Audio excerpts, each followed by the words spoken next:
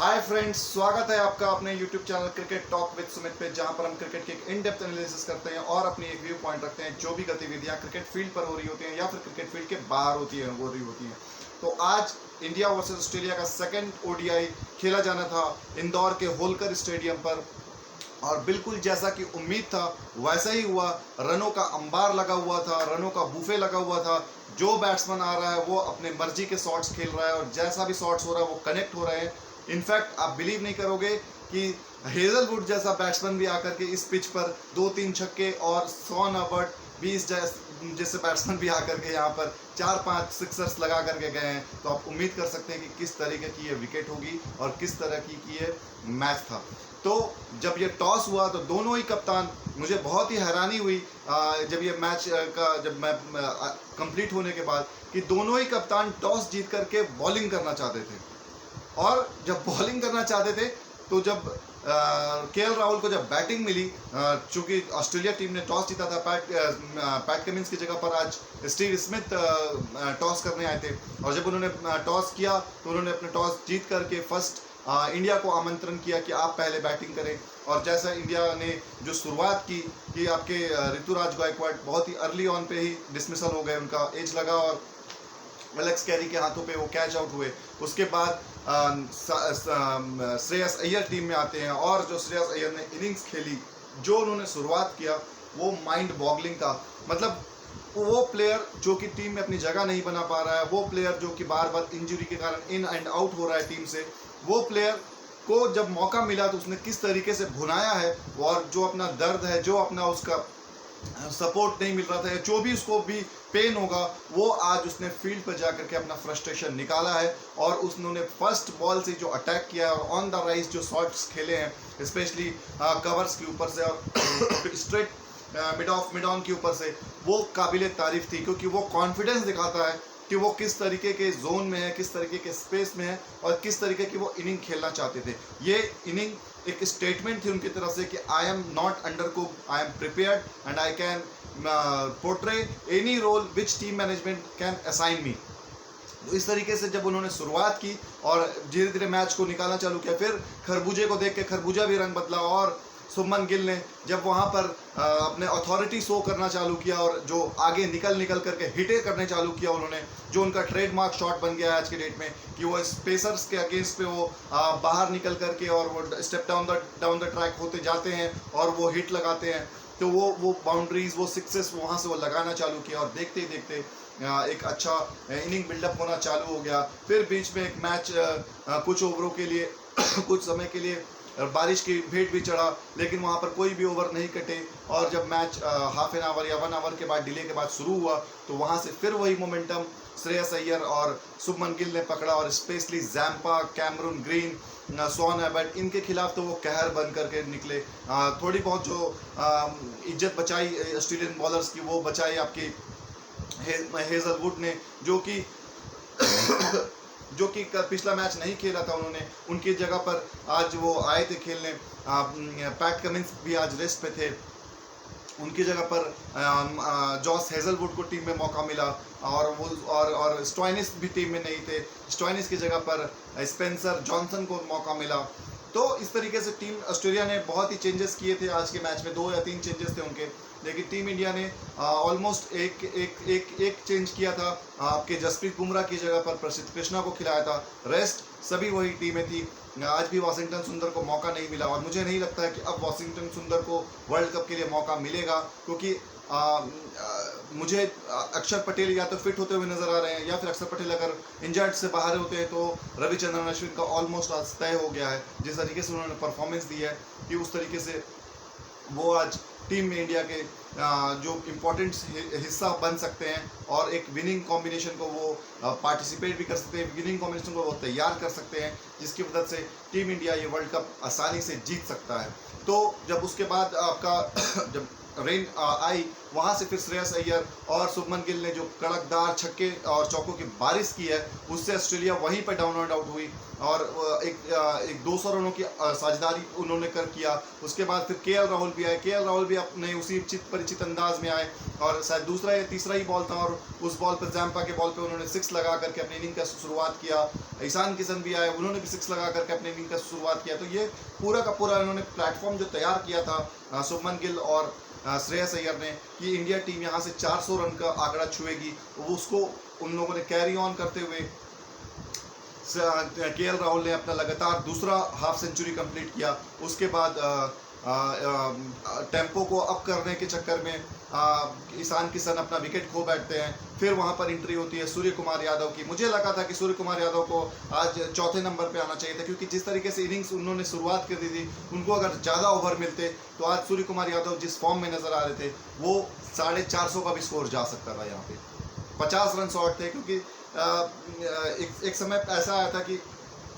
Team India बहुत ही slow खेलना चालू कर दी थी। जो 20 से 30 का ओवर का जो पीरियड था ना, वहाँ पर मुश्किल से मुझे लगता है 40 या 50 रन बने थे। मतलब स्टार्टिंग के जो 20 ओवर थे वहाँ पर टीम इंडिया के 140 से 145 रन थे। उसके बाद जो 20 से 30 के बीच में था वहाँ पे 52 रन ही बने थे। 30 से 40 के बीच में 80 पे 85 रन बने और लास्ट के 10 ओवर में 40 से 50 के बीच में इंडिया ने 105 रन बनाया। स्पेशल थैंक्स टू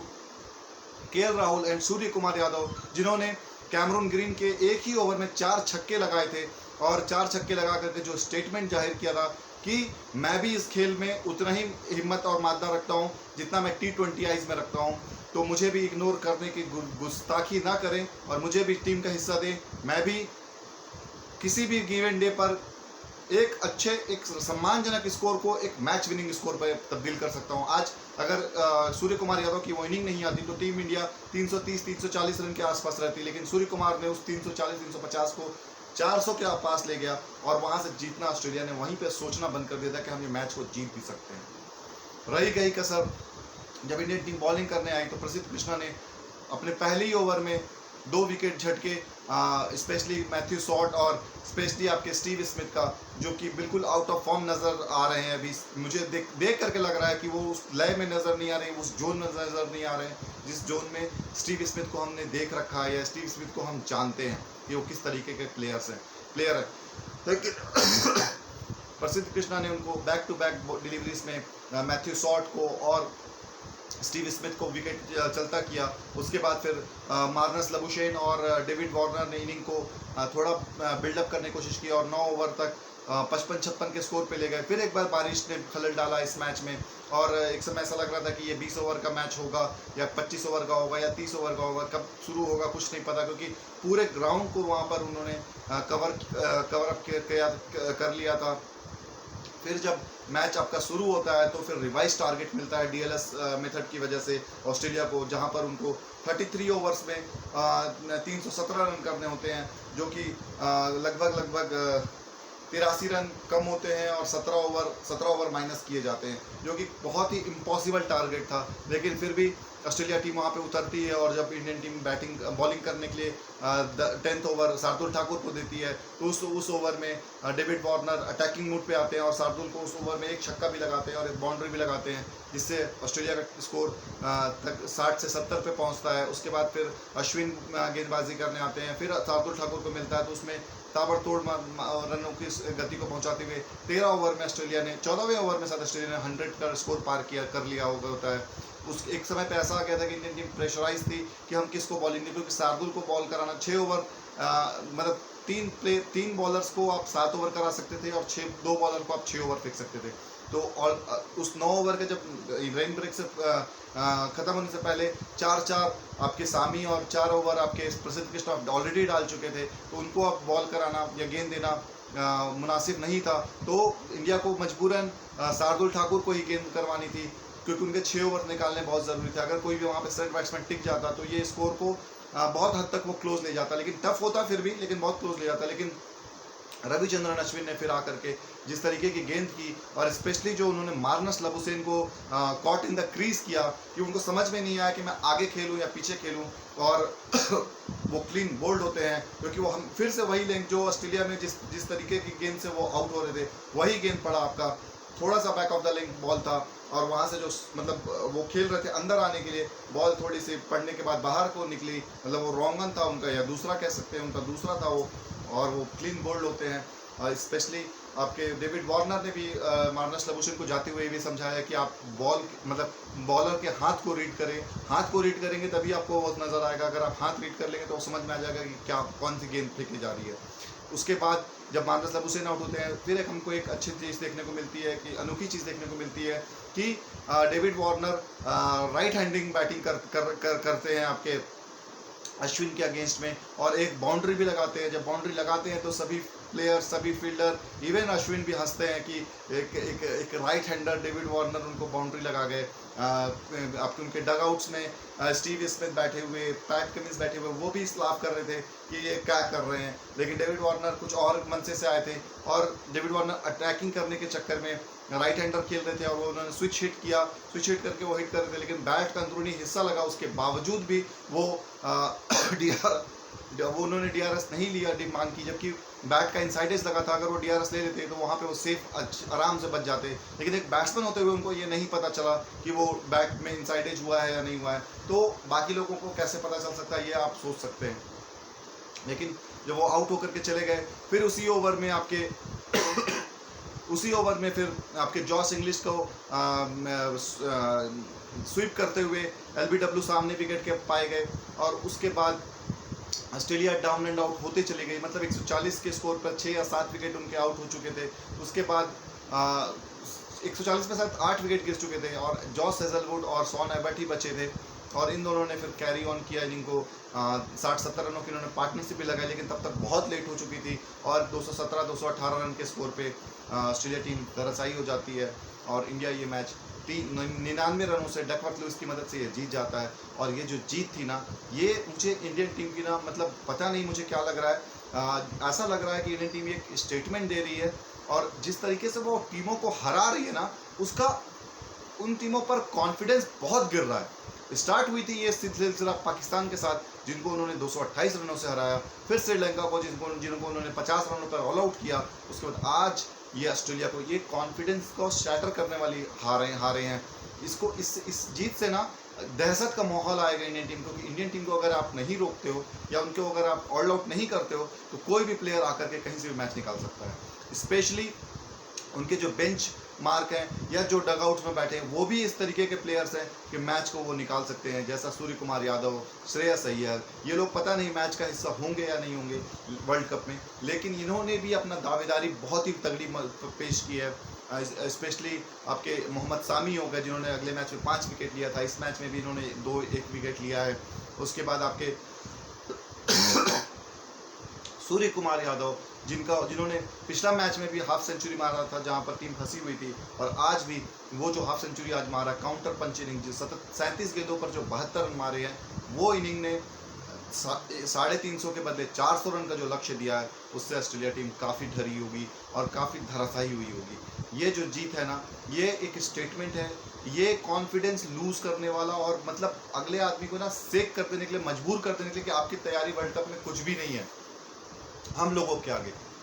और इंडियन टीम इस मैच में ना ही रोहित, ना ही विराट कोहली, ना ही उनके रेगुलर कैप्टन के बगैर रन कैसे बनाते हैं, रन कैसे करते हैं, ये दिखा रही है। ये स्टेटमेंट पास किया जा रहा है कि हम लोगों का, हमारे मेन प्लेयर्स नहीं होने के बावजूद भी हम डरे हुए नहीं हैं, हम घबराए हुए नहीं हैं, हम अपनी इनिंग्स खेलेंगे, जिस तरीके की हमारी परफॉर्मेंस होती है उस तरीके के हम परफॉर्मेंस को देंगे, और हम ऐसा मार्क छोड़ करके जाएंगे कि आपका जो कॉन्फिडेंस है वो बिल्कुल का बिल्कुल ख़त्म हो जाएगा। ये चीज़ें मैं इंग्लैंड को देखता था 2019 के वर्ल्ड कप के टाइम पे, कि वो इस तरीके की परफॉर्मेंस देते थे कि सामने वाले का ना कॉन्फिडेंस खत्म, डर लगने लगता था कि ये अगर रह गया, जॉस बटलर अगर रह गए, या जॉनी बेयरस्टॉ रह गए, जेसन रॉय खड़े रह गए, बेन स्टोक्स खड़े रह गए, जो रूट खड़े रह गए, या मॉर्गन खड़े रह गए, या कोई भी खड़ा रह गया, वो मैच को बर्बाद कर देगा। और वही चीज़ आज इंडियन टीम कर रही है। जिस तरीके से वो बिल्ड कर रहे हैं अपने रन रेट्स को, अपने इनिंग्स को, विकेट गिर रहे हैं उसके बाद भी वो मारे जा रहे हैं चौके छक्के। उन्होंने एक प्लेटफॉर्म तैयार करने के बाद जो इनिंग्स को फिनिश कर रहे हैं, वो अनमैचेबल है बाकी सभी टीमों के मुकाबले। उसके बाद जो स्पिनर, मतलब एक तरफ जब ऑस्ट्रेलिया टीम बॉलिंग कर रही थी वहाँ पे ना बॉल हिल रहा है, ना स्विंग हो रहा है, ना स्विंग सीम हो रहा है, ना स्पिन हो रहा है। लेकिन जब इंडियन टीम बॉलिंग करने आई तो बॉल में हरारत भी थी, शरारत भी थी और स्पिन भी हुआ, स्पेशली अश्विन की गेंदें और जडेजा की गेंदें। जडेजा ने जो स्पिन करके जैम्पा को जो बोल्ड किया और आपके शॉन एबर्ट को लास्ट विकेट जो बोल्ड किया, वो विकेट जाकर के देखिए कितनी बॉल टर्न हुई है और जाकर के वो मतलब बैट्समैन खड़े के खड़े रह गया है और बॉल उनके बैट को बीट करते हुए स्टंप को लगी है और वहाँ पर वो कुछ नहीं कर सके। तो ये स्पिनर, और जब आप इमेजिन करिए जब कुलदीप यादव टीम में वापस आएंगे तो टीम का क्या सिनारियो होगा। आज इंडियन टीम से 6 प्लेयर्स जो थे, वो जो मेन प्लेयर्स होने चाहिए वो आज नहीं थे। जैसा कि आपका रोहित शर्मा हो गए, विराट कोहली हो गए, हार्दिक पांड्या हो गए, कुलदीप यादव हो गए, जसप्रीत बुमराह हो गए और आपके मोहम्मद सिराज हो गए। ये 6 टॉप प्लेयर्स इंडियन टीम के आज नहीं थे। आज इंडियन टीम के सिर्फ 5 प्लेयर्स थे जो वर्ल्ड कप में जाने हैं, जो खेलने हैं, उनके साथ आज वो टीम पे उतरी थी। 6 एक्स्ट्रा रिजर्व प्लेयर उतरे थे और उसके बावजूद भी ऑस्ट्रेलिया को ऐसी करारी, ऐसी शिकस्त मिली है। आज ऑस्ट्रेलिया बिलीव मी 150 पौने 200 रन से ज़्यादा रन मार्जिन से हारती, लेकिन जो लास्ट में हेजलवुड और शॉन एबर्ट ने जो इनिंग खेल दी 60-70 रनों की, उसकी वजह से margin of the runs, margin of the defeat बहुत कम रह गया, वरना ये डिफीट और भी बड़ी होती। ऑस्ट्रेलिया को यहाँ पर बहुत कुछ करने की ज़रूरत है, बहुत कुछ सीखने की ज़रूरत है, वरना वो जिस तरीके से कैंपेन उनका चल रहा है बहुत जल्दी वो फिनिश हो जाएंगे। उनको पता भी नहीं चलेगा कि वर्ल्ड कप कब आया और कब ख़त्म हो गया। अफ्रीका के साथ 3 मैचेस वो लगातार हार चुके हैं। आज इंडिया के साथ वो 2 मैच लगातार हार चुके हैं। 5 मैचेस आप हार चुके हैं। जो आपके प्लेयर्स हैं वो मैच फिट नहीं है क्योंकि उनको मैच प्रैक्टिस नहीं मिली है उतनी, चाहे वो ग्लेन मैक्सवेल हो, मिचेल स्टार्क हो या फिर आपके ट्रैविस हेड हो, अगर वो फिट होते हैं तो इस तरीके से आपके जो मैच विनर्स हैं वो, उनको अगर मैच प्रैक्टिस नहीं मिलेगा तो वो फिर टीमें परफॉर्म नहीं कर सकती हैं, चाहे वो कितनी भी अच्छी टीम हो या कितनी भी स्ट्रॉन्ग टीम हो ऑन पेपर्स। तो स्टीव स्मिथ को भी अपना जो कंसिस्टेंट फॉर्म है वो दिखाने की ज़रूरत है। मार्नस लबुशेन इंडिया में आकर के उनको बहुत कुछ प्रूफ करने की ज़रूरत है। वर्ल्ड क्रिकेट में उन्होंने बहुत कुछ प्रूफ किया हुआ है दूसरे पिचेस पे, लेकिन इंडिया में आकर के इंडियन पिचेस पे उनको प्रूफ करना बहुत अभी बाकी है। अगर वो कर पाते हैं तो ऑस्ट्रेलिया की दावेदारी मजबूत होगी, वरना ऑस्ट्रेलिया डाउन एंड आउट हो सकती है। इंडिया टीम जब रोहित शर्मा नेक्स्ट मैच के लिए अब आएंगे राजकोट में, जो अगला मैच है 27 तारीख को, तो मेरे ख्याल से टीम इंडिया फुल स्ट्रेंथ के साथ उतरेगी। हो सकता है 1-2 प्लेयर्स को रेस्ट मिल सकता है प्लेयर्स लाइक KL राहुल, इनको रेस्ट मिल जाए, या प्लेयर्स लाइक श्रेयस अय्यर हो गए, ईशान किशन हो गए, इनको रेस्ट मिल सकता है। विराट कोहली जरूर खेलेंगे इस मैच को, रोहित शर्मा जरूर खेलेंगे, कुलदीप यादव जरूर खेलेंगे, हार्दिक पांड्या इस मैच को जरूर खेलेंगे, क्योंकि वो भी एक स्ट्रॉन्ग टीम के साथ प्रैक्टिस करना चाहेंगे कि वो मैच में कितने उनका स्ट्रॉन्ग है। क्योंकि मैच जो है ना, आपको प्रेजेंस ऑफ माइंड में आपको रहना सिखाते हैं। अगर आप अच्छे प्रेजेंस ऑफ माइंड में हैं तो आप कुछ भी कर सकते हैं, क्योंकि आप मैच प्रैक्टिस का और मतलब नेट प्रैक्टिस और मैच प्रैक्टिस दोनों ही अलग अलग चीज़ें। नेट में आप कितने भी अच्छा खेल लो, वो रन्स काउंट नहीं होते हैं, वो प्रेशर कभी नहीं आएगा, वो क्राउड का इम्पोर्टेंस कभी नहीं दिखेगा आपको नेट प्रैक्टिस करते हुए। लेकिन जब मैच प्रैक्टिस में क्राउड कैसी होती है, क्या होती है, वो आपको दिखता है। जैसे आज 2 कैचेस इंडिया टीम ने छोड़े, एक शार्दुल ठाकुर ने और एक ऋतुराज गायकवाड़ का कैच थोड़ा मुश्किल था क्योंकि वो सीधा लाइट्स के पास से बॉल आ रही थी और कैमरामैन ने भी क्या ब्यूटीफुल कैप्चर किया था वो वीडियो को, कि जस्ट उनको 1 सेकंड या 2 सेकंड का टाइम मिला था उनकी बॉल दिखते हुए लाइट्स में से, और उस 1-2 सेकंड में वो जज किया उन्होंने, लेकिन हाथ से पड़कर छिटक गया और गेंद नीचे गिर गई। और लेकिन शार्दुल ठाकुर का कैच बहुत ईजी था, उन्होंने जो कैच ड्रॉप किया, वरना ऑस्ट्रेलिया इस मुकाम तक भी नहीं पहुंचती जो मुकाम पर आज ये 217 पे खड़े हैं, नहीं तो ये 140-150 पे पैक हो जाने थे आज। तो अगला मैच, थर्ड मैच, इंडिया को और ऑस्ट्रेलिया को बहुत कुछ होमवर्क करना बाकी है, स्पेशली ऑस्ट्रेलिया को, क्योंकि जो मार्जिन से वो हार रहे हैं वो बहुत बड़ी मार्जिन हैं, क्योंकि फर्स्ट वाले ODI में भी 5 विकेट से वो हारे थे, और उस 5 विकेट में भी लास्ट के जो आपके इंडियन टीम ने जो मैच को चेस किया था वो बहुत नीचे जा कर के चेस किया था, वरना ये वो मैच 43 या 44 ओवर में ख़त्म हो जाने थे अगर इंडिया के विकेट अर्ली ऑन नहीं गिरे होते तो। मतलब 140 रनों की पार्टनरशिप लगी थी आपकी ऋतुराज गायकवाड़ और शुभमन गिल के बाद, उसके बाद लगातार 3-4 विकेट गिर गए थे इंडिया के, नहीं तो अगर वो नहीं गिरे होते तो ऑस्ट्रेलिया वो मैच 7 या 8 विकेट से हारती और वो मैच 40 ओवर में ही ख़त्म हो जाता। तो वो बहुत किरकिरी होती। ऑस्ट्रेलिया मीडिया में भी बहुत किरकिरी हो रही है, स्पेशली मार्क वो अभी क्रिटिसाइज़ कर रहे हैं टीम ऑस्ट्रेलिया को कि किस तरीके की तैयारी हो रही है, क्योंकि साउथ अफ्रीका में भी हारना 3 मैचों से और फिर इंडिया में आकर के इंडिया से हारना और कम्पीट करना, ये दोनों अलग अलग बातें हैं। एटलीस्ट आप कम्पीट करिए कि हाँ लगे कि आप जीत सकते थे, आप भी जीत सकते थे और ऑस्ट्रेलिया और सामने वाली टीम जीत सकती थी, लेकिन उनका लक अच्छा हुआ इसलिए वो जीत गए। ये चीज़ नज़र नहीं आ रही, एक तरफा मैच हो रही है और एक तरफा मैच जीत रही है। आज बहुत ही ज़्यादा तारीफ करूँगा मैं श्रेयस अय्यर की, जिन्होंने लाजवाब वापसी किया है। 104 रन 105 रन बनाए उन्होंने 90 गेंदों पर, और जिस तरह की काउंटर इनिंग खेली उन्होंने, वो देखने वाली बात थी। 3 छक्के उन्होंने लगाए, जो कि श्रेयस अय्यर की इनिंग्स में उस तरीके से दिखता नहीं है, लेकिन श्रेयस अय्यर ने जो कॉन्फिडेंस दिखा है बैटिंग करते हुए, और जो वो झुंझलाहट थी, जो उनका एक गुस्सा था कि मुझे मौका नहीं मिल रहा है या मैं खेल नहीं पा रहा हूँ, मेरे साथी लोग खेल रहे हैं, मैं रह जा रहा हूँ। आज उन्होंने अपने प्रेस कॉन्फ्रेंस में भी बताया कि मैं, वैसे तो मेरे सभी बेस्ट फ्रेंड्स हैं, लेकिन मैं ज़्यादातर समय शार्दुल ठाकुर के साथ गुजारता हूँ, क्योंकि एक तरह से देख के लगता है कि उनको थोड़ा सा ना साइड लाइन कर दिया गया है कि आप साइड लाइन रहेंगे। मैंने उनको कभी भी नहीं देखा कि शोर शराबे में या फिर विकेट मिलते हुए, आप जब कोई प्लेयर एक अच्छे जोन, जैसे आप ईशान किशन को देखिए, ईशान किशन को जब भी आप देखेंगे तो उसको लगेगा कि ये पूरी टीम, मतलब पूरी टीम का सपोर्ट और पूरी टीम का बैकअप है उसके पास। वो कैच छोड़ता भी है तो भी उसको कोई कुछ नहीं बोलता, वो हाव भाव से दिख जाता है कि किस प्लेयर को बैकिंग मिल रही है, किस प्लेयर को बैकिंग नहीं मिल रही है। श्रेयस अय्यर को बैकिंग उतना नहीं मिल रहा है जितना मिलना चाहिए। श्रेयस अय्यर भी अच्छे प्लेयर हैं और उनको मौका अगर मिलता है खेलने का तो वो अपना मेटल प्रूफ कर सकते हैं। श्रेयस अय्यर की बस एक ही कमज़ोरी है कि वो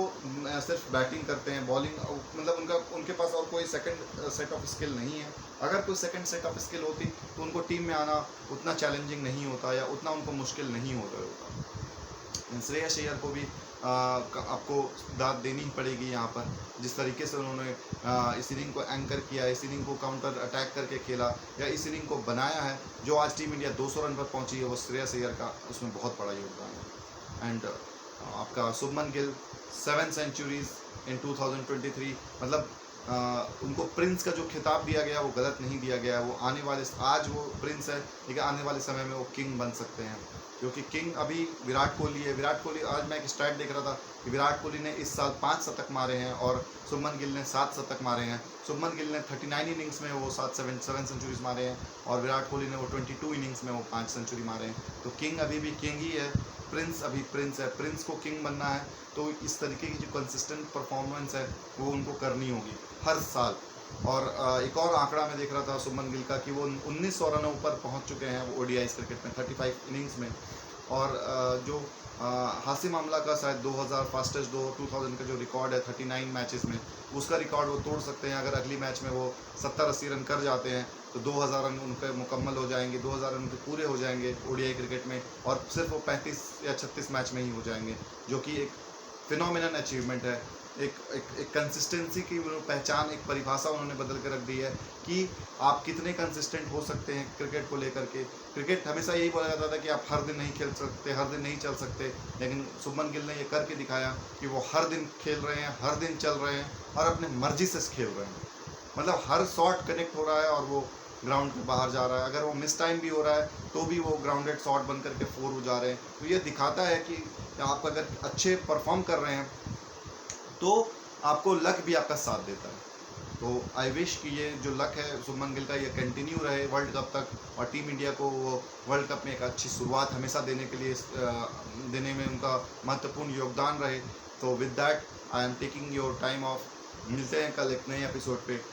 तब तक अपना बहुत ज़्यादा ख्याल रखिए। जय हिंद, वंदे मातरम, जय भारत।